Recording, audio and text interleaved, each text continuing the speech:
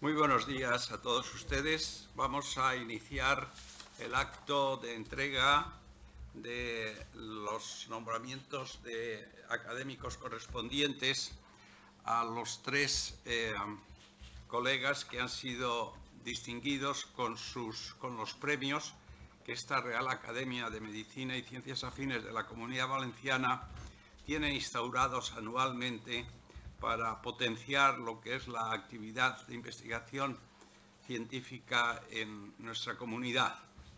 El acto tiene como referencia el nombre de conferencias de los premiados de la Real Academia de Medicina y Ciencias Afines de la Comunidad Valenciana del año 2016 y siguiendo lo que es la norma de este acto, en primer lugar, el señor vicesecretario, el doctor Carlos Guillén Barona, académico de número de nuestra institución, dará lectura al acta de concesión del premio a cada uno de los premiados, de forma que dará lectura al acta, el premiado dará su conferencia y a continuación la señora secretaria dará el nombramiento y se les entregará el diploma. ¿De acuerdo? Muy bien, pues cuando quieras, Carlos. Reunidos los miembros nombrados por la Junta del Gobierno de la Real Academia de Medicina de la Comunidad Valenciana para valorar los trabajos que optan al Premio Real Academia de Medicina de la Comunidad Valenciana del año 2016, acuerdan proponer la concesión del premio al trabajo titulado Terapia guiada por los niveles plasmáticos del antígeno carbohidrato 125 en pacientes con insuficiencia cardíaca aguda, cuyo primer autor es el doctor Julio Núñez. Muchas gracias. Pues el doctor Julio Núñez tiene a continuación la palabra para comunicarnos y destacar los aspectos más importantes de su investigación. Cuando quiera. Buenos días a todos. Excelentísimo presidente don Antonio Llombarbós, ilustres académicos, señoras y señores. En los próximos minutos, para mí es un grato placer realmente recibir este premio de manos de una institución de tan reconocido prestigio. En los próximos minutos voy a presentar lo que hace el trabajo titulado Terapia guiada por los niveles plasmáticos de CA12-5 en pacientes dados de alta por insuficiencia cardíaca aguda. Este sería el esquema que voy a seguir, una introducción, la hipótesis de trabajo, los resultados y las conclusiones.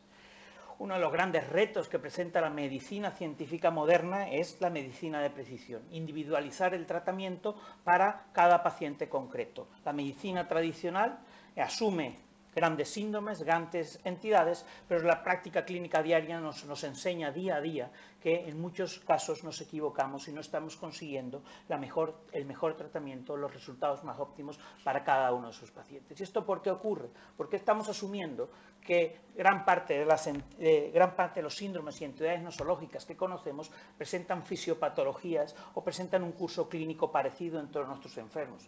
Realmente esto es un gran error y no cabe más que cambiar este paradigma y irnos hacia una medicina de precisión. ¿Y qué es la medicina de precisión?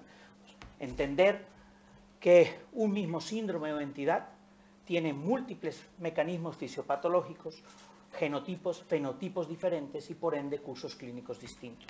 Por eso es importante identificar cuáles son los mecanismos fisiopatológicos predominantes, conocer biomarcadores que nos orienten a guiar el tratamiento.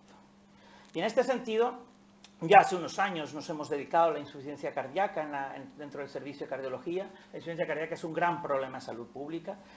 Actualmente es una enfermedad con una letalidad enorme, supera prácticamente a todos los cánceres, exceptuando el del pulmón, y hoy en día es la primera causa de ingreso hospitalario en mayores de 65 años. Actualmente en nuestro país se producen más de 125.000 ingresos por esta causa. Realmente es un problema de salud pública. Y desde el punto de vista fenotípico, la insuficiencia cardíaca se caracteriza por pacientes con disfunción sistólica, donde nosotros tenemos claramente herramientas farmacológicas y no farmacológicas que han mostrado alterar o cambiar la historia natural de la enfermedad. Sin embargo, en pacientes con función sistólica intermedia y más aún en pacientes con insuficiencia cardíaca preservada, la medicina sigue siendo un arte. Desgraciadamente, los grandes estudios aleatorizados, los grandes estudios controlados han fallado en mostrar un beneficio contrastado en estas dos entidades. Y esto probablemente es porque estamos asumiendo características fenotípicas muy simples. La insuficiencia cardíaca es un síndrome muy complejo donde actúan múltiples mecanismos fisiopatológicos, múltiples noxas que condicionan fenotipos muy heterogéneos y con curso clínico muy variable. En este sentido, estos son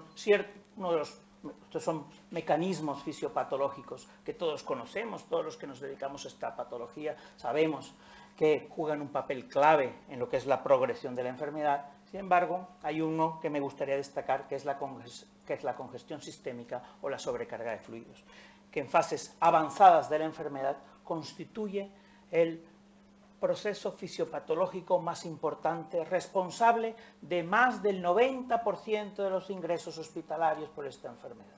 Y esta es la congestión sistémica. ¿Y qué hay con respecto a la congestión? Bueno, clásicamente nosotros hemos evaluado la congestión sistémica mediante síntomas y signos característicos, pero hemos aprendido con el tiempo que la rentabilidad diagnóstica de estos síntomas y signos es más que limitada. Así pues, todos aquellos síntomas y signos que tienen una sensibilidad alta presentan una especificidad muy baja y, por el contrario, aquellos que tienen una especificidad alta presentan una sensibilidad alta. Más aún, hablando de pruebas complementarias como la radiografía de tórax e incluso los péptidos natriuréticos. Así pues, un consenso europeo reciente, tácita y explícitamente, dice lo siguiente: los síntomas, signos, radiografía de tórax y péptidos natriuréticos ofrecen una rentabilidad diagnóstica limitada para la identificación y cuantificación de la sobrecarga hídrica. Así pues, y con estas premisas, nosotros desde hace ya más de 10 años estamos investigando un biomarcador que es el antígeno carbohidrato CA12-5, un marcador tumoral, clásicamente utilizado en práctica clínica diaria para la monitorización evolutiva del cáncer de ovario. Ya estudios de hace más de 10 años observaron que, por razones desconocidas, este biomarcador se elevaba en plasma en numerosos procesos benignos, particularmente en procesos asociados con congestión sistémica. Así pues, este es el primer trabajo publicado en el año 99 por un grupo alemán, donde observó, primero, que los pacientes pretrasplante cardíaco tenían valores muy altos de este marcador tumoral, a diferencia de los demás, y, muy importante, que sus valores plasmáticos se correlacionaban muy bien con, en este caso, con parámetros hemodinámicos relacionados con la severidad de la enfermedad, como en este caso la presión capilar pulmonar. Con estas premisas, nuestro grupo empezó esta línea de investigación y nosotros observamos que en pacientes con insuficiencia cardíaca aguda, el 65% de los pacientes presentan elevado este biomarcador en plasma al momento del ingreso, al contrario que los pacientes estables, que la gran mayoría tienen valores normales. Sus valores en pacientes agudos se asociaban muy bien con síntomas y signos relativos de congestión y, además, muy importante, con biomarcadores sugerentes o subrogados de actividad inmunoinflamatoria. Un paso más adelante, en el año 2010, publicamos en European Heart Journal la primera serie, la serie más importante que evaluó el rendimiento pronóstico de este biomarcador. Nosotros observamos que a 6 meses los pacientes con CA12-5 alto, en este caso por encima de la mediana, presentaban un riesgo excesivamente superior de morir a los 6 meses, y esto era independiente de los valores de los péptidos natriuréticos y de las clásicas variables pronósticas reconocidas. Parece que este biomarcador aportaba información pronóstica independiente. Sin embargo, uno de los temas más importantes y más llamativos que nos hizo seguir ahondando en este biomarcador es su comportamiento dinámico en el tiempo. Mirad, a la izquierda tenéis la evolución temporal tras un ingreso en función del paciente, el paciente fallecía o moría en el tiempo. Vemos cómo los pacientes que fallecen presentan valores sustancialmente y permanentemente elevados, por el contrario, aquel paciente que presenta un buen pronóstico y el paciente normaliza los valores de este biomarcador. A la derecha veis el comportamiento de péptidos natriuréticos, un biomarcador que todo el mundo reconoce. Vemos como sí hay diferencias, pero esas diferencias son mucho más larvadas, menos significativas, y conforme pasa el tiempo las diferencias se van acotando. Además, hay ciertas características logísticas que hacen de este biomarcador muy plausible, y probablemente por eso estamos hablando de él aquí. Su medición está absolutamente estandarizada, se puede medir en cualquier laboratorio hoy en día con una técnica de ELISA convencional, ampliamente disponible, su valor es menor de 2 euros y tiene una larga vida media. Siendo un símil con la diabetes, podría ser la hemoglobina glicada. Así pues, con estos datos, nosotros nos propusimos ya en el año 2009, nos planteamos la siguiente hipótesis. Planteamos la hipótesis si una terapia guiada por los niveles de plasmáticos de este biomarcador nos podrían servir para guiar el tratamiento y, por ende, reducir los episodios adversos a un año. Durante el año 2010 estuvimos escribiendo, presentamos el proyecto al Ministerio de Sanidad, Política y Social, nos concedieron la beca para ensayos clínicos sin interés comercial, nos la concedieron y en el año 2011 nos pusimos a trabajar. Estos son los 5 hospitales de la Comunidad Valenciana que participaron en este estudio. Tengo que nombrar el Hospital Clínico Valencia, aquí están los integrantes principales del estudio, el Hospital de Manises, el Servicio de Medicina Interna, el doctor Pau Llàcer, el Hospital General de Valencia, el doctor Lorenzo Fácila, el Hospital San Juan de Alicante, con el doctor Vicente Bertomeu, y el Hospital de La Plana con la doctora María José Bosch. ¿Y cuál fue el diseño? Nosotros nos propusimos hacer un estudio aleatorizado a 2 ramas, una rama de tratamiento estándar y una rama de terapia guiada. El criterio de valoración principal fue el compuesto de muerte por todas las causas y o ingreso por insuficiencia cardíaca aguda. Los criterios de valoración secundario fueron el compuesto de muerte total o reingreso por cualquier causa, días vivo fuera del hospital, rehospitalizaciones, número de episodios de insuficiencia cardíaca que no requirieron la hospitalización. Todos los criterios de valoración se evaluaron como tiempo hasta el primer evento o como eventos repetidos. O sea, se contemplaron también todos los eventos que ocurrieron durante el seguimiento y no se censuró solamente el hasta que ocurriese el primer evento. Estos eran los criterios de inclusión, que es muy interesante resaltar que son pacientes de amplio espectro, no nos limitamos solamente a pacientes con disfunción sistólica, sino que incluimos pacientes con fracción de eyección preservada. Recuerdo, aquel subgrupo amplio de enfermos donde no hay estrategias validadas, reconocidas, que cambien la historia natural de la enfermedad. Obviamente, todos los pacientes tenían que tener una cardiopatía, una insuficiencia cardíaca que cumpliese los criterios que reconocen las actuales guías de práctica clínica, que son valores elevados de péptidos natriuréticos y anomalía estructural y funcional mediante la ecocardiografía. Y esto era el protocolo, se hacía una visita inicial de randomización que inicialmente fue a la alta hospitalaria y la terapia guiada nos decía, si el CaOC5 como marcador de congestión vuelve a la normalidad durante el seguimiento, debes disminuir la dosis de tratamiento depletivo, obviamente. Si el CaOC5, por el contrario, desciende pero no se llega a normalizar, el esquema terapéutico te sugería que había que, en cierto modo, o mantener el tratamiento depletivo o intensificarlo. Y si por el contrario el CaOC5 se incrementaba en las visitas sucesivas, había que incrementar el tratamiento depletivo como medida fundamental. Este es el diseño de flujo de los pacientes. Inicialmente se preseleccionaron 583 pacientes, finalmente se randomizaron 380 pacientes en 5 centros de la Comunidad Valenciana. 187 fueron asignados a terapia guiada por este biomarcador y 193 a tratamiento estándar. A un año no hubo ninguna pérdida de seguimiento y todos los pacientes se analizaron. Estas son las características basales de la muestra, es una población representativa de lo que es la práctica clínica diaria, 75 años de media, pacientes con elevada comorbilidad, como veis, elevada prevalencia de diabetes mellitus, más de un 40%, elevada prevalencia de insuficiencia renal crónica, valores bastante elevados de péptidos natriuréticos y más de cerca del 40% de los pacientes con fracción de eyección preservada. Y estos son los resultados. ¿En qué varió la terapia guiada a la terapia estándar? Bueno, la terapia guiada hubo un incremento muy discreto del número de visitas en la unidad de insuficiencia cardíaca, visitas ambulatorias. En un año, mirar que estos enfermos estuvieron muy bien cuidados, muy bien seguidos en ambas ramas. Hubo 5.23 visitas año en la rama estándar versus 5.97 visitas en la terapia guiada, un incremento discreto del 13%. Sin embargo, la diferencia más dramática fueron en el tratamiento diurético.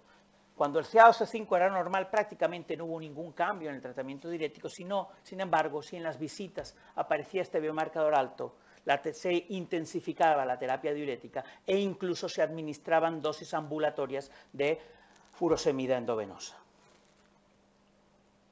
Con respecto a, también durante el seguimiento hubo mucho más ajuste a la alza o a la baja de diuréticos orales, como se puede ver en esta figura. Hubo discretamente una mayor administración de hierro endovenoso, mayor administración de estatinas y hubo una mayor titulación al alza de antagonistas de la aldosterona. Muy importante resaltar que no hubo diferencias en los tratamientos de reconocido aval en pacientes con disfunción sistólica, que podría ser los IECAS o ARA2, con un porcentaje más del 70% estuvieron tomando este tratamiento, más de un 80% sin diferencias entre ambos brazos con beta bloqueantes y más de un 50% tomando antialdosterónicos. Son pacientes tratados según las prácticas de clínica diaria. Y estos son los resultados. En cuanto al criterio de valoración principal, vemos como hubo una diferencia dramática, significativa, particularmente los primeros 6 meses a favor de la terapia guiada para el criterio de valoración principal, que os recuerdo fue muerte o ingreso por insuficiencia cardíaca. Hubo una tendencia estadística cerca de la significación cuando se evaluó el criterio de valoración secundario, que fue muerte por todas las causas o cualquier tipo de ingreso hospitalario. Pero, sin embargo, esto cuando se evaluó tiempo hasta el primer evento. Cuando evaluamos todos los eventos ocurridos, todas las hospitalizaciones que ocurrieron durante el seguimiento, las diferencias fueron una reducción de cerca del 50% del riesgo de hospitalizaciones a favor de la terapia guiada, tanto para el criterio de valoración principal como para el criterio de valoración más duro, que fue el secundario, que era el muerte por todas las causas o ingreso por cualquier causa. Y este resultado fue bastante homogéneo en los subgrupos más importantes de la enfermedad. Mayores de 75 años, menores de 75 años, hombres, mujeres, FEBI preservada, FEBI disminuida, valores elevados de péptidos natriuréticos, disfunción renal sí o no. Resultados bastante homogéneos sin interacciones significativas.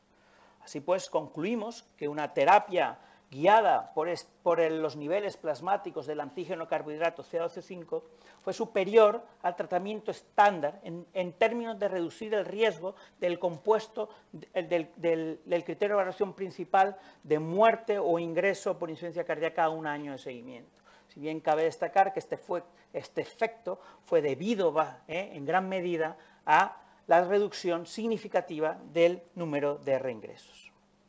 Este artículo fue publicado en noviembre del año pasado en una revista Jack Heart Failure, de reconocido prestigio, primer decil de cardiología. Se acompañó de su editorial por Marco Metra, que es el presidente de la sección de insuficiencia cardíaca de la Sociedad Europea de Cardiología, y también ha sido difundido ampliamente en las redes sociales y en revistas de reconocido prestigio. Aquí tenemos Nature Reviews Cardiology, como aparece como nota de prensa, y en una reciente publicación de Clinical Chemistry, una reconocida revista internacional de biomarcadores, aparece ya como un candidato, un biomarcador candidato para guiar el tratamiento de pacientes con insuficiencia cardíaca.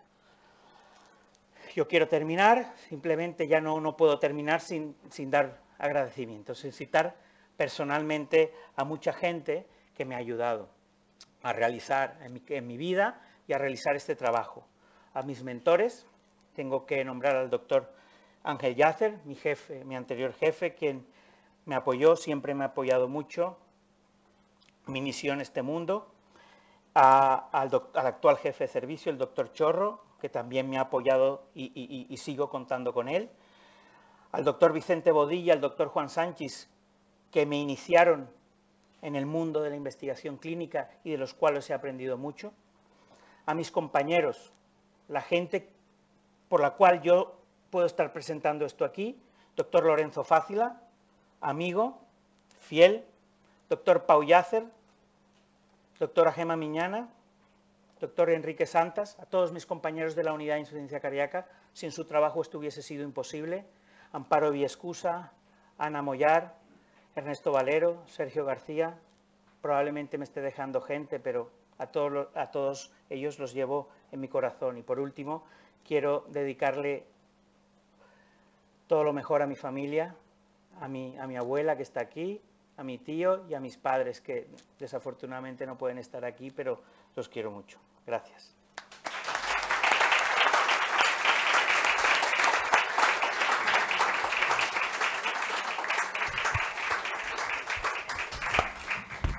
La señora secretaria, doña Carmen Leal, dará a continuación lectura al nombramiento del nuevo académico. La Real Academia de Medicina de la Comunidad Valenciana ha acordado en sesión celebrada el día 22 de diciembre de 2016 nombrar académico correspondiente a don Julio Núñez, por estar comprendidos sus méritos y circunstancias en el artículo 19 del reglamento vigente. Valencia, 6 de junio de 2017.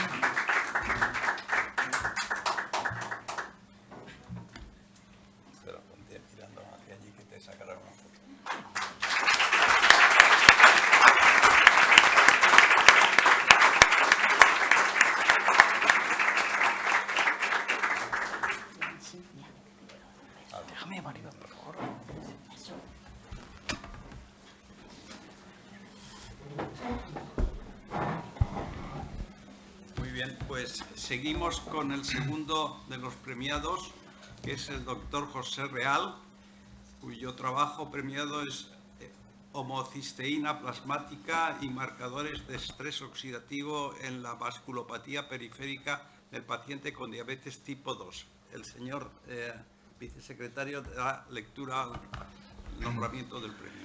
Reunidos los miembros nombrados por la Junta de Gobierno de la Real Academia de Medicina de la Comunidad Valenciana para valorar los trabajos que optan al premio de la Fundación García Conde del año 2016, acuerda proponer la concesión del premio al trabajo titulado Homocisteína plasmática, LPA y marcadores de estrés oxidativo en la vasculopatía periférica de pacientes con diabetes tipo 2, cuyo primer autor es el doctor José Real.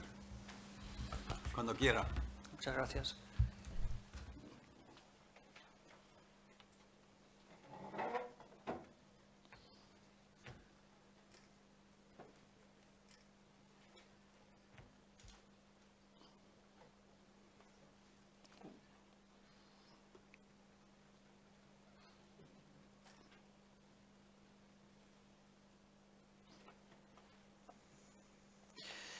Excelentísimo señor presidente de la Real Academia, ilustrísimos académicos, ilustrísima académica, señores y señoras. En primer lugar, muchísimas gracias por la concesión del premio y paso a presentarles los resultados de nuestro trabajo de investigación. La presentación la he dividido en tres partes, como pueden ver. Primero, aportaré algunos datos sobre los antecedentes y el racional que nos ha llevado a hacer este estudio. En una segunda parte les presentaré los objetivos, el diseño y los sujetos que hemos estudiado y finalmente les mostraré los resultados y las conclusiones del trabajo. ¿Por qué nos interesa mucho la diabetes? Bueno, yo quiero convencerles de que la diabetes es un síndrome muy relevante por muchos aspectos. En primer lugar, fíjense que la prevalencia, y estos son estudios de hace 2 años, la prevalencia de esta enfermedad en España es aproximadamente el 14%. Esto es impactante, pero lo más relevante de esto es que la mitad de estos pacientes desconocen que tienen la enfermedad. Por tanto, es algo que se nos está escapando y que tendremos que mejorar el diagnóstico y el screening de estos sujetos. Por otro lado, la prevalencia es muy elevada, pero quizá el problema es que la incidencia es creciente y esperamos que en breve, en este siglo, pues la diabetes se convierta, como ya saben, en una epidemia tremenda. Esta situación de hiperglucemia mantenida que define a la enfermedad, lo que va a provocar en el paciente son unas consecuencias, que es lo que denominamos complicaciones, especialmente complicaciones crónicas, que van a producir un elevado coste personal. Recuerden que en este momento la diabetes es la principal causa de ceguera en los países avanzados, es la primera causa de amputaciones no traumáticas, es una de las principales causas de hemodiálisis y trasplante renal y es, todos los que trabajamos en el hospital lo sabemos, es fuente de ingresos constante, especialmente en cardiología, en cirugía cardíaca, cirugía vascular, por los problemas macrovasculares que presentan estos pacientes. Esto, como ven, supone un enorme problema para el sistema sanitario, es decir, que no solo es un coste personal para nuestros pacientes, sino que es un coste que tendremos que manejar y asumir de nuestro sistema sanitario. Además, esta enfermedad provoca tremendo impacto psicológico, social y aspectos legales que no da tiempo comentar y que son muy relevantes, especialmente para los pacientes y las familias. Nosotros nos hemos centrado en una complicación crónica de esta enfermedad, que es el pie diabético. ¿Por qué lo hemos hecho? Pues porque pensamos que es una complicación olvidada. Es decir, generalmente para el paciente es conocido que la diabetes puede provocarle ceguera. Es muy conocido para los médicos de atención primaria y los especialistas que la diabetes causa macroangiopatía, es decir, cardiopatía isquémica, etc. Pero pocos pacientes y pocos médicos conocen o saben que una complicación crónica muy importante para el paciente por sus consecuencias es el pie diabético. Fíjense además que el pie diabético, en él confluyen 2 ramas fisiopatológicas muy importantes y que son, por un lado, la complicación microvascular y de otros factores que generan neuropatía, junto con la complicación macrovascular que genera la vasculopatía periférica. La confluencia de ambos problemas va a generar en el paciente un pie diabético. Pero lo más importante es que este pie se nos puede complicar. Los pacientes no sienten sus pies, tienen además un flujo reducido, tienen un elevado riesgo de romper la barrera cutánea y, por tanto, como ven, de desarrollar úlceras. Además, estas úlceras fácilmente en estos pacientes, porque tienen disminuidas sus defensas por la hiperglucemia, se infectan. Y aquí es cuando viene el problema para el paciente, porque muchos de ellos terminan con amputación. Por eso hemos iniciado una línea de investigación, ya llevamos unos 5 o 6 años, en el pie diabético. En concreto, este trabajo lo vamos a centrar en la vasculopatía periférica, como han comentado en la lectura del título.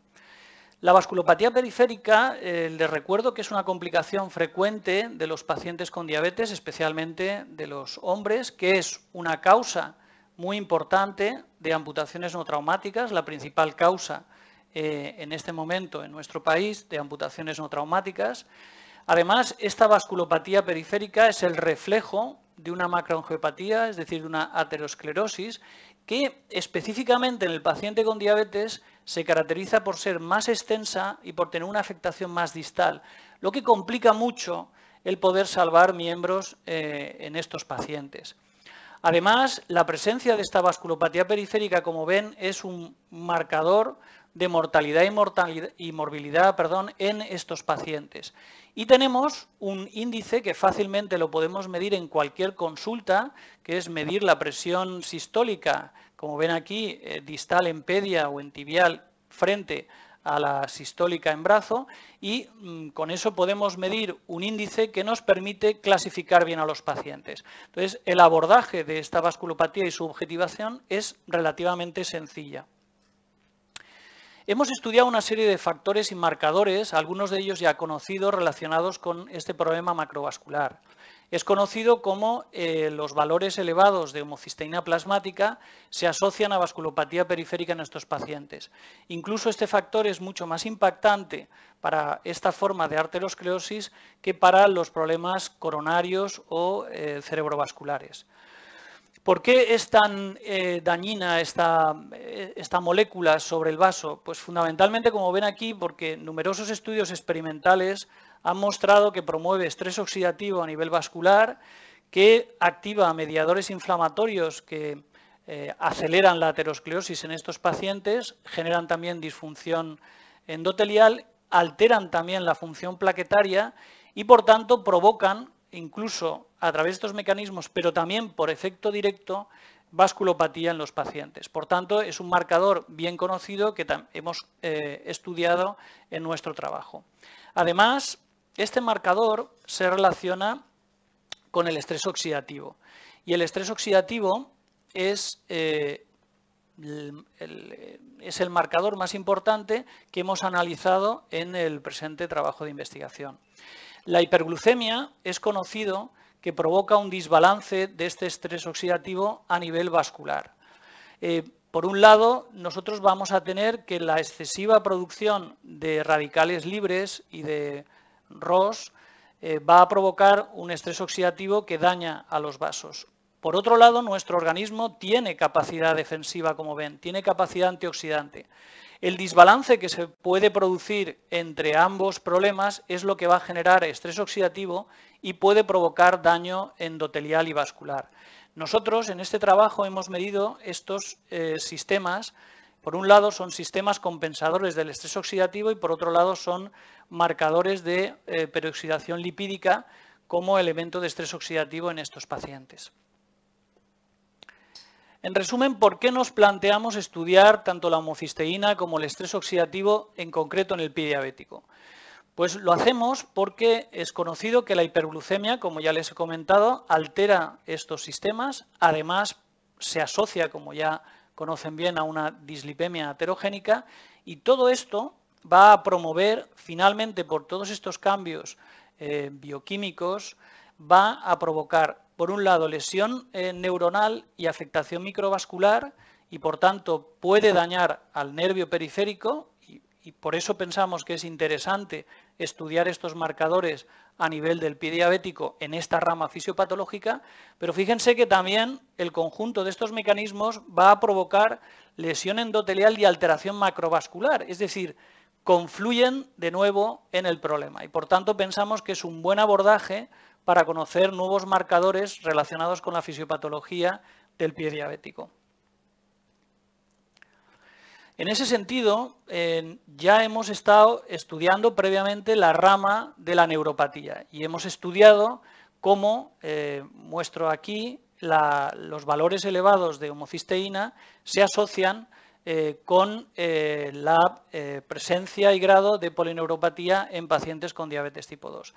Además, también, en otro trabajo relativamente reciente, hemos mostrado cómo hay una categorización según los valores de homocisteína relacionada con el grado de polineuropatía en estos pacientes. Por tanto, es un buen marcador de lesión axonal y desmielinizante que es característico de esta polineuropatía. También hemos estudiado estos marcadores de estrés oxidativo en la polineuropatía y, como ven, recientemente también hemos publicado cómo precisamente alteraciones del sistema glutatión, aquí tendríamos en los pacientes con polineuropatía menos glutatión reducido, en cambio la ratio es mucho menor, por tanto hay más glutatión oxidado y también este marcador, aunque aquí no ha salido significativo, estaba relacionado en otro trabajo con el grado de la polineuropatía. Como ven, pues ya hemos hecho esta aproximación en esta rama. Ahora tocaba estudiar, evidentemente, si estos marcadores también tenían efectos sobre la vasculopatía periférica. En este trabajo nos planteamos como objetivo general estudiar y analizar la asociación de marcadores de estrés oxidativo y también la interacción con los clásicos marcadores como puede ser el tiempo de evolución de la enfermedad, el control glucémico, la dislipemia diabética y la homocisteína, relacionado con la vasculopatía diabética periférica y, por tanto, estábamos estudiando la otra rama fisiopatológica del pie diabético. El fin final es realmente conocer nuevos marcadores biológicos para riesgo y permitir categorizar mejor a estos pacientes con vasculopatía periférica.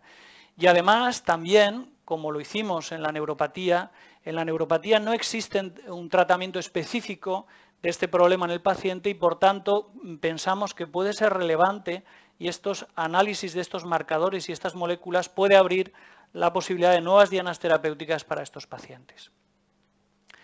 Para ello, seleccionamos un grupo de pacientes diabéticos tipo 2 de diferentes hospitales, de nuestro hospital clínico, también del Hospital de Onteniente, que colaboró con nosotros, y 2 centros de salud de nuestro Departamento de Salud. Se buscaban pacientes mayores con diabetes tipo 2 y se excluían aquellos pacientes que tenían ya muchas comorbilidades asociadas que podían distorsionar los resultados. De esta manera logramos de forma consecutiva reclutar, como ven, 204 pacientes con diabetes tipo 2. Finalmente, en el estudio se incluyeron 165 pacientes. Gran parte de estos pacientes presentaban un índice tobillo-brazo por encima de 1,20, que no permite clasificarlos de una forma adecuada, por tanto, tenían que salir del estudio, puesto que no podíamos saber si realmente tenían vasculopatía periférica o no. En todos estos pacientes se hizo una clasificación, como ven, atendiendo al índice tobillo-brazo y se utilizó como corte la medida estándar internacional, que es 0,9, de manera que aquellos pacientes que tenían menos de 0,9, lógicamente tenían vasculopatía periférica. Todos ellos, se hizo una entrevista, una exploración clínica, se midieron todos los parámetros bioquímicos estándar de seguimiento de los pacientes con diabetes y específicamente para este trabajo, como les muestro, medimos la homocisteína, el sistema glutatión y el MDA. Les mostraré a continuación los resultados y las conclusiones del trabajo. Aquí les muestro las características generales del grupo estudiado. Es un grupo que, si ven los números, pues es el típico paciente con diabetes tipo 2 que habitualmente vemos en nuestras consultas, tanto de especialidad como de atención primaria, una edad media de alrededor de 67 años, con obesidad abdominal, con cifras moderadamente elevadas de la presión arterial, con lípidos y glicada con un control relativamente aceptable y en todos ellos el tiempo de evolución era mayor de 10 años. Verán que estas características pueden haber condicionado algunos de los resultados que hemos obtenido, como ahora les mostraré.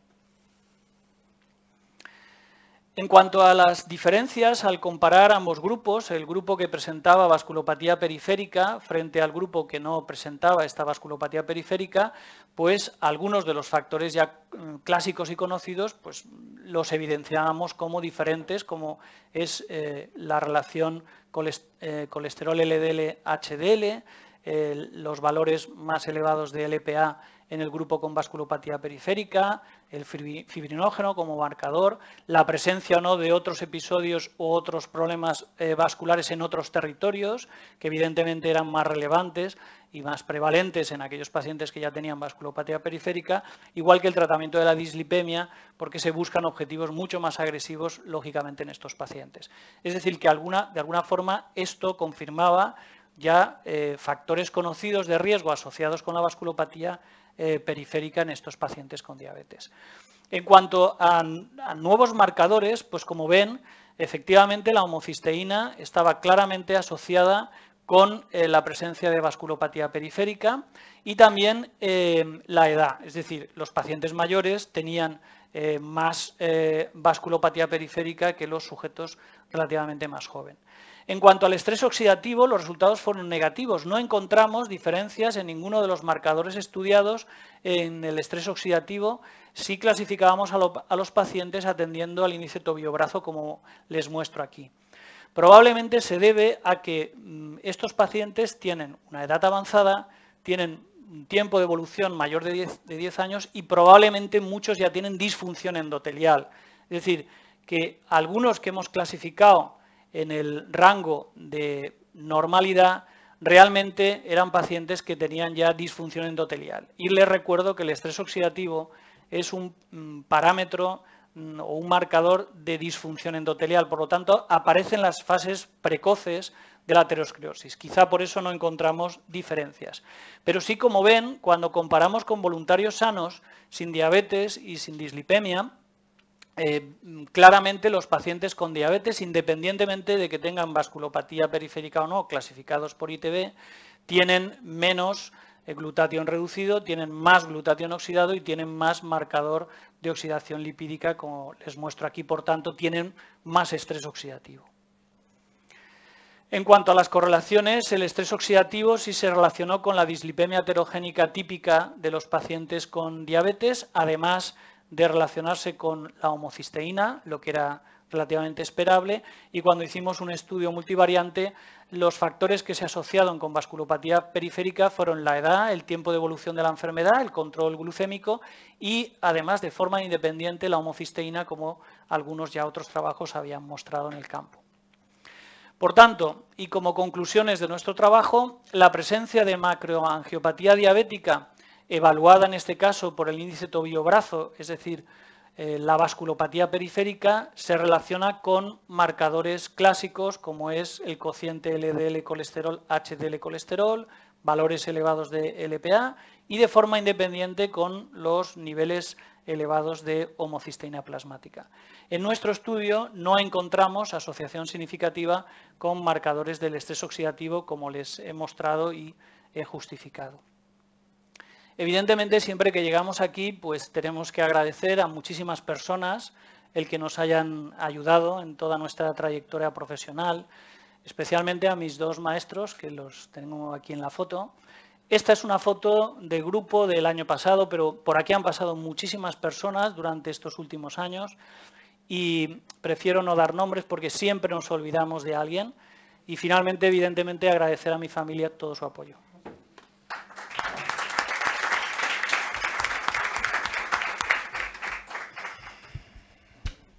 Muchas gracias, doctor Real. A continuación, leerá el nombramiento de nuevo académico la señora secretaria. La Real Academia de Medicina de la Comunidad Valenciana ha acordado en sesión celebrada el día 22 de diciembre de 2016 nombrar académico correspondiente a don José Tomás Real por estar comprendidos sus méritos y circunstancias en el artículo 19 del reglamento vigente. Valencia, 6 de junio de 2017.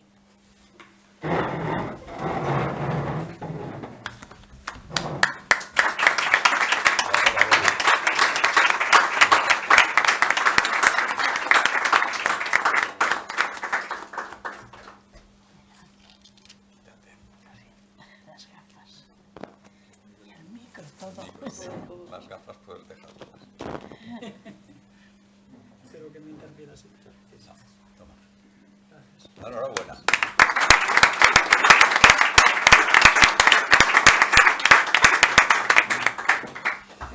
Bien, pues vamos a continuar con el acto. Ya en tercer lugar, se trata de la presentación y nombramiento del doctor Rasul Mateo, que es también académico de nuestra institución y va a disertar sobre invasión de la grasa pericólica y del peritoneo como factor de riesgo del mal pronóstico tras la resección radical del cáncer de colon. El señor vicesecretario, el doctor Carlos Guillén, dará lectura al acta de concesión del premio. Reunidos los miembros nombrados por la Junta de Gobierno de la Real Academia de Medicina de la Comunidad Valenciana para valorar los trabajos que optan al premio Profesor Antonio Llombar Rodríguez, Fundación Investigación Instituto Valenciano de Oncología, del año 2016, acuerda proponer la concesión del premio al trabajo titulado Invasión de la grasa pericólica y del peritoneo como factores de riesgo de mal pronóstico tras resección radical del cáncer de colon, del que el primer autor es el doctor Frason Mateo. Cuando quiera.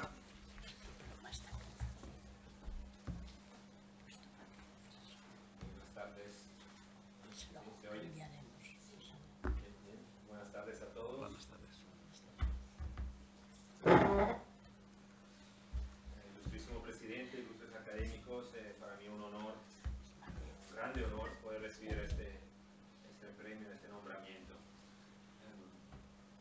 Con vuestro permiso, empezaré la presentación por...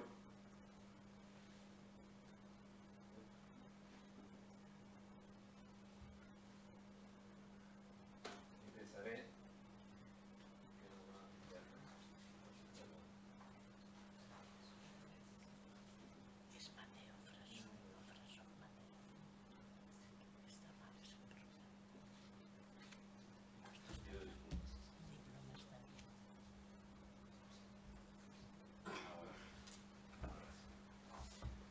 Con vuestro permiso empezaré la presentación por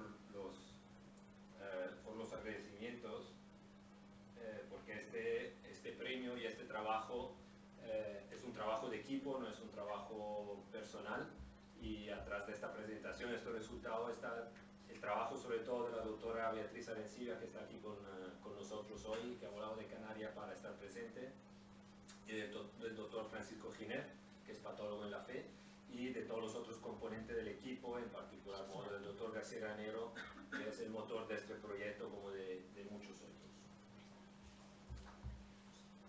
No se oye. ¿Sí? Ahora sí, no se oye. Vale, perfecto. Bueno, podemos empezar la presentación. El objeto de este trabajo es el cáncer colorectal. Todos sabemos que es el cáncer más frecuente en España y el segundo cáncer con más mortalidad en nuestro país, con más de 10.000 fallecimientos solamente en el 2013. Y casi el 60% de los tumores colorectales son cáncer de colon. Y esto, aparte de todo el problema médico, es también un problema social, obviamente.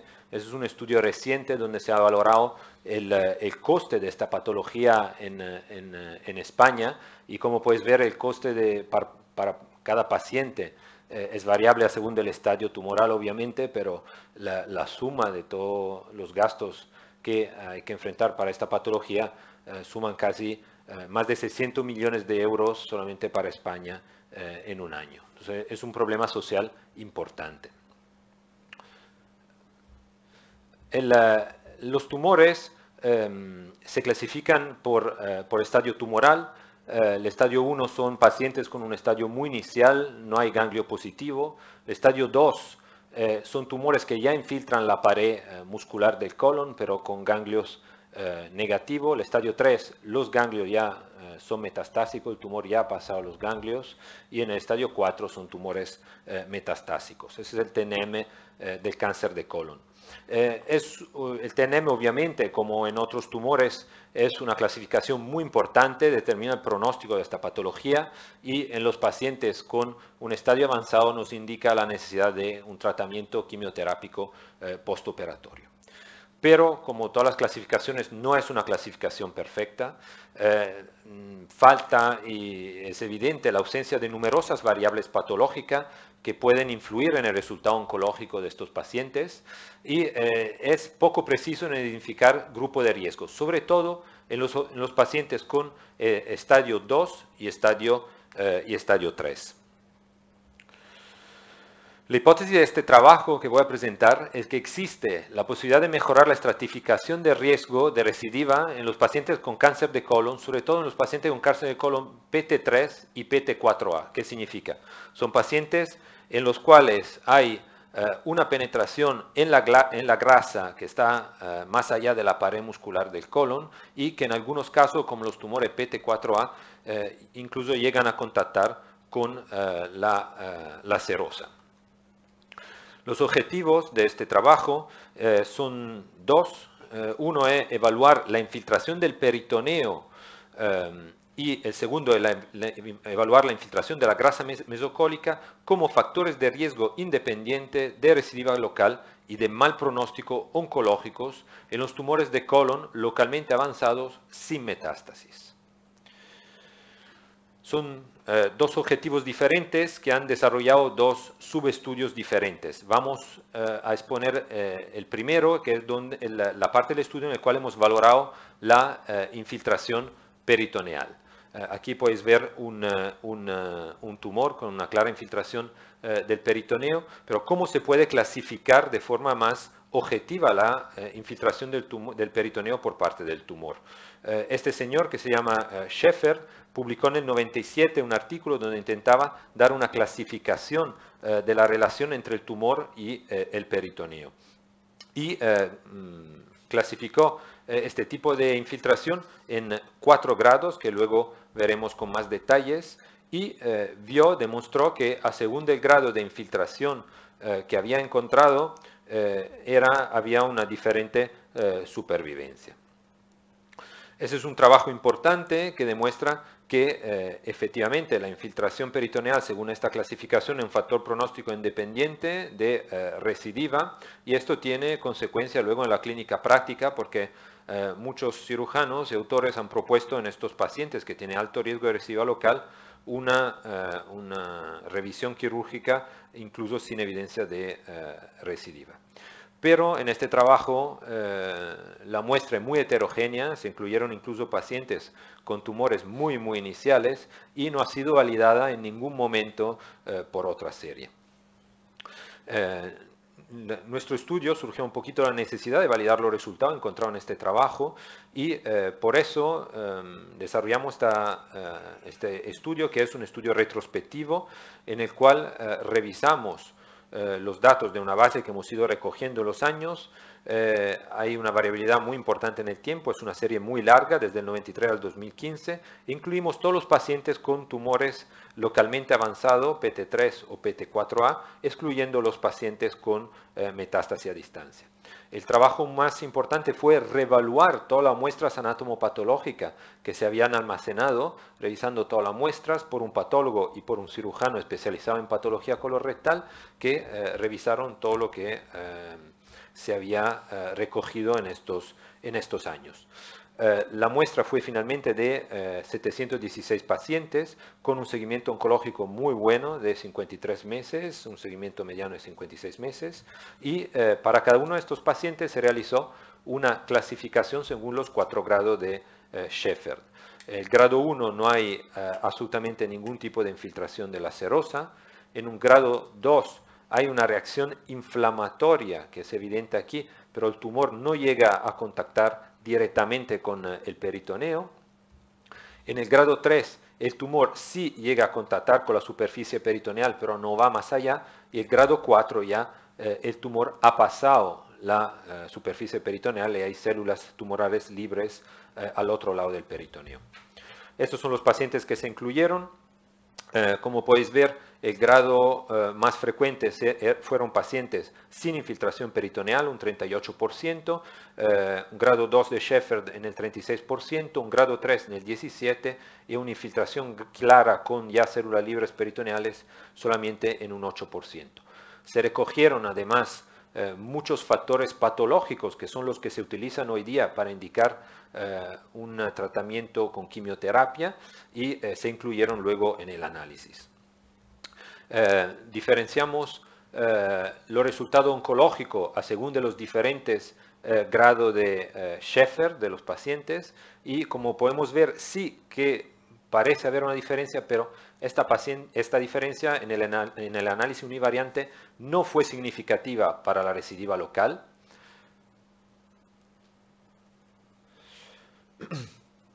No fue significativa tampoco cuando miramos solamente los episodios de carcinomatosis.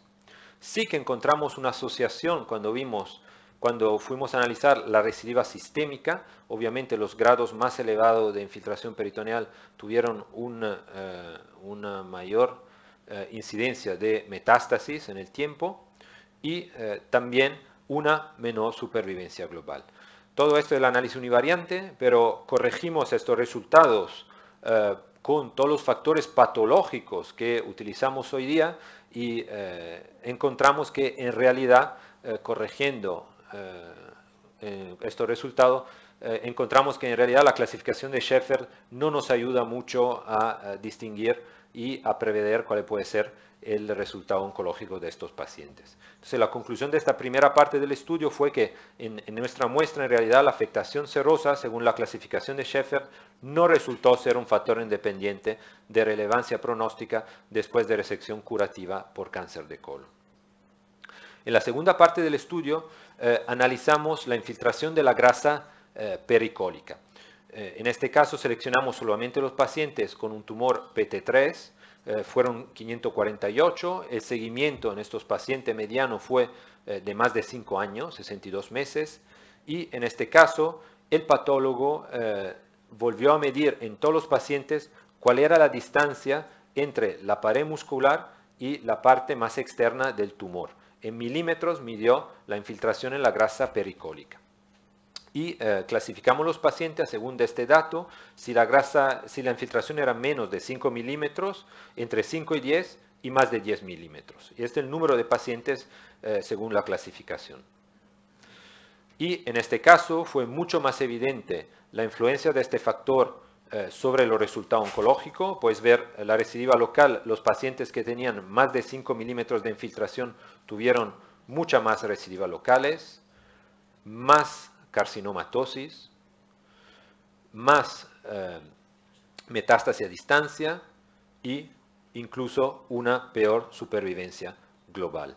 Corrigiendo estos resultados por todas las variables que hemos visto anteriormente, se confirmó que la infiltración de la grasa pericólica sí que era un factor de riesgo independiente para la recidiva local, para la recidiva a distancia y para una peor supervivencia global.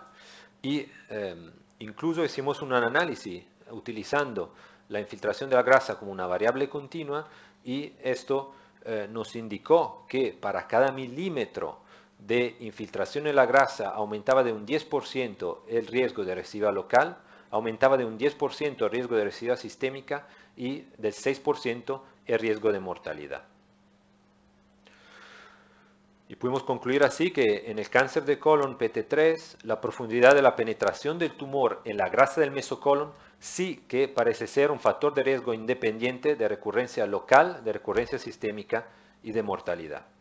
El mensaje de estos dos estudios es que la infiltración del peritoneo probablemente no tiene relevancia pronóstica en estos pacientes y no habría que tomar decisiones clínicas importantes con este factor. Sí que lo es la infiltración de la grasa mesocólica, que parece claramente un factor de riesgo significativo para la recidiva y para una peor supervivencia, y que por tanto sí que habría que considerar como un elemento para decidir si dar quimioterapia a los pacientes después de cirugía radical. Y como resultado secundario, me gustaría destacar que en nuestra serie la tasa de carcinomatosis fue inferior al 10%, incluso en los pacientes con un estadio más avanzado, y esto pondría un poquito en discusión toda una actitud que está siendo muy de moda últimamente, que es de hacer una segunda revisión en estos pacientes sin tener evidencia de recidiva. Esto es todo. Muchas gracias.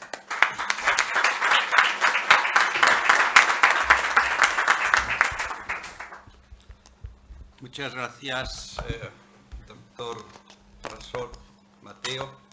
¿Frasón Mateo o Mateo Frasón? Aclaremos. Mateo el nombre y Frasón el apellido. Exactamente, pero es que una vez son de una manera y otra de otra. Es el inconveniente de ser italiano. Bueno, muy bien, pues la señora secretaria dará lectura al diploma acta del nombramiento. La Real Academia de Medicina de la Comunidad Valenciana ha acordado en sesión celebrada el día 22 de diciembre de 2016 nombrar académico correspondiente a don Mateo Frasón, aquí está bien, por estar comprendidos sus méritos y circunstancias en el artículo 19 del reglamento vigente. Valencia, 6 de junio de 2017.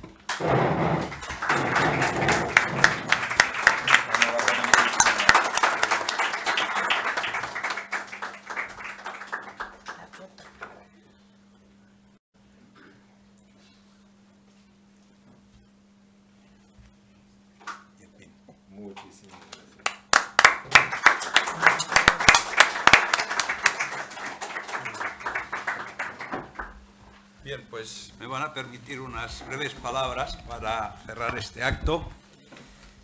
Acto que se repite ya anualmente y que tiene una significación especial para esta Real Academia, ya que sirve para reconocer el trabajo de grupos de investigadores y profesionales de nuestra comunidad en el área de la biomedicina. Por eso quiero hacer unos breves comentarios a los trabajos presentados para optar a estos premios en el año pasado, en el año 2016. En primer lugar, queremos reconocer el alto valor científico de las publicaciones premiadas, ya que fueron seleccionadas entre un importante número de aspirantes y de trabajos y valoradas por un comité de expertos. Todos ellos son académicos de número de nuestra Real Academia. Y por ello quiero, en primer lugar, darles las gracias a esta comisión que juzgó los premios y reconocer su labor, que fue tanto muy objetiva y también no fue nada fácil. En esta convocatoria se reúne al premio clásico que da la Real Academia de Medicina, dos premios que merecen una mención más especial. El primero, que se ha entregado ya durante varios años, es el premio Javier García Conde Gómez, que fue creado por quien fue presidente de esta Real Academia, proveyéndola de fondos adecuados para su continuidad, lamentablemente hasta esta convocatoria. Esta será, por tanto, la última vez que se distribuye el premio Javier García Conde Gómez desde esta institución, al haber ya terminado la posibilidad de financiarla. Ella, como saben, está dedicada a un tema de investigación sobre diabetes para un trabajo que fuera publicado en el último año en una revista de impacto. El segundo corresponde a un trabajo inédito de investigación oncológica con base anatomopatológica que patrocina la institución FINCIBO, que es la institución de investigación del Instituto Valenciano de Oncología, y que recuerda el nombre del fundador del IVO, quien también fuera académico de número de esta institución, el profesor Antonio Llombart Rodríguez. Por cierto, veo su influencia italiana porque le ha puesto Lombard, y es Llombart en italiano, aunque nuestra familia es de origen italiana. Al llegar a España se castellanizó y nos apellidamos Llombart. Quiero expresar en nombre de esta Real Academia el reconocimiento al Instituto Valenciano de Oncología por la sensibilidad a quien fuera su fundador, recordándole con este premio. En realidad, otorgar estos premios entraña un doble reconocimiento. En primer lugar, a su firmante, ya que no solo se premia el trabajo con una modesta suma económica, que, por cierto, se las entregará el señor tesorero al acabar el acto, al mismo tiempo que ustedes firmarán sus compromisos con esta Real Academia, sino también se les concede la recompensa de pertenecer como académicos correspondientes a nuestra institución.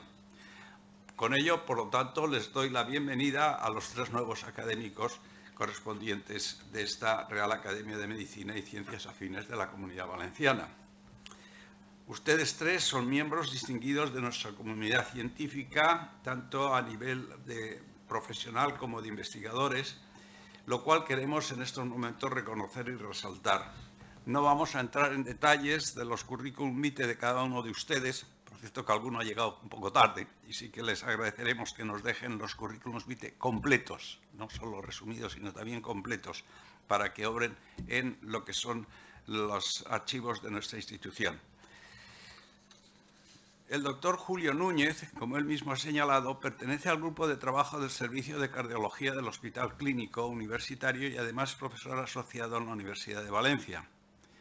Hacemos por ello extensivo la felicitación a todos los coautores, así como a los que han sido directores de estos servicios, el doctor Yácer y actualmente el doctor Chorro, este último también académico de número de nuestra institución.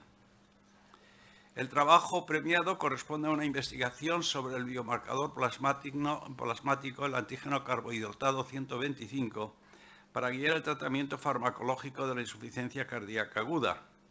Esta investigación está encuadrada dentro de una larga serie de trabajos cooperativos llevados a cabo en varios hospitales valencianos sobre una muestra muy importante de 380 enfermos y ofrece, como han podido ustedes oír, importantes resultados en la monitorización de estos enfermos consiguiendo disminuir el riesgo de episodios adversos, por lo cual posee una clara utilidad en la práctica clínica. También el doctor José Tomás Real ha sido premiado por su publicación Homocisteína plasmática y marcadores de estrés oxidativo en la vasculopatía periférica del paciente con diabetes tipo 2, trabajo que fue publicado en la revista Clínica e Investigación en Arteriosclerosis, que es el órgano, como conocen, de la Sociedad Española de Arteriosclerosis.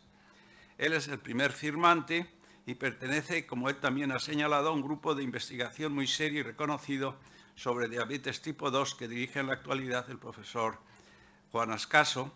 También el doctor Carmen ha intervenido directamente en él y que por ello hago extensiva mi felicitación a ellos y al mismo tiempo a todos los coautores, en el que se demuestra cómo la homocisteína plasmática es un predictor independiente de la vasculopatía periférica en el enfermo diabético tipo 2.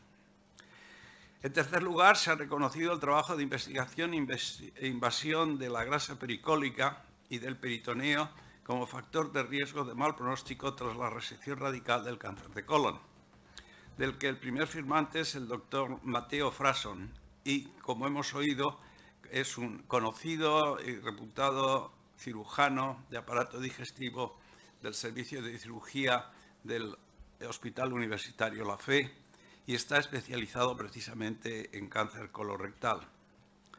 Es miembro de investigación también y ha señalado la colaboración de otro académico también correspondiente, el doctor Eduardo García Granero, quien es persona que en estos momentos dirige ese servicio y que ha trabajado en esta institución durante muchos años. Me refiero al Hospital Clínico Universitario. Hemos oído que se trata de un trabajo muy amplio, con un numeroso grupo cooperativo de hospitales valencianos, en el que intervienen clínicos oncólogos, cirujanos y patólogos. Y en esto último quiero resaltarlo, porque ha citado los nombres de dos de los patólogos que pertenecen al departamento en el que yo también he trabajado, el doctor Samuel Navarro y el doctor Paco Giner, que está aquí presente y a quien felicito en nombre de esta institución por su aportación, que es, como ven ustedes, muy importante en este pronóstico sobre los 717 enfermos estudiados. Por lo tanto, deseo hacer también extensiva mi felicitación a todos los coautores y al mismo tiempo hacerles también partícipes de este premio. Este premio obviamente no se puede repartir a todos, será al primer firmante, pero sí que, insisto, quiere reconocer lo que constituye un trabajo conjunto de distintos hospitales, trabajo cooperativo hoy es fundamental y esta es una evidencia, los tres trabajos son cooperativos, son varios hospitales de la Comunidad Valenciana los que participan y además es internacional porque participa un italiano, un colombiano y un español y eso pues hay que señalarlo también, aunque el colombiano barranquillero, que me enteré ayer, que es de Barranquilla, bueno, pues es una persona que por su estancia en España ya casi es más español que barranquillero. Pero el ser barranquillero se lleva en la sangre, y eso lo sé porque conozco mucho Barranquilla.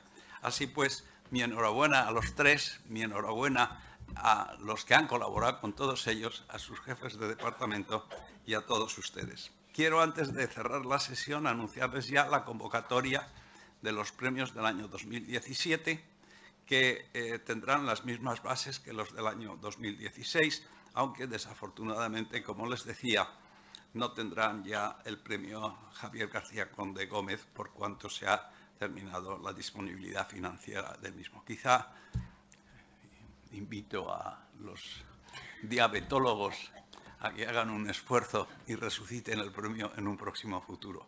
Todo es posible. Muy bien, pues con esta enhorabuena se levanta la sesión. Buenos días a todos ustedes y enhorabuena.